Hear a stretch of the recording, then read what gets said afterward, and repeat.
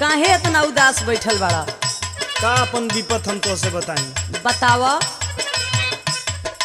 जहिया से आइल बा घरवा दुलहिया त जिंदगी के कैलसता बाहाए भौजी, जिंदगी के कैलसता बाहाए भौजी, जिंदगी के कैलसता।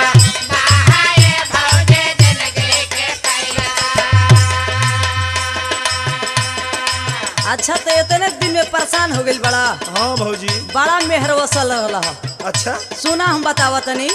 मेहर मेहर कैला मेहर पाई गैला तब काहे भैलाऊ दासा ये देवरू अब काहे भैलाऊ।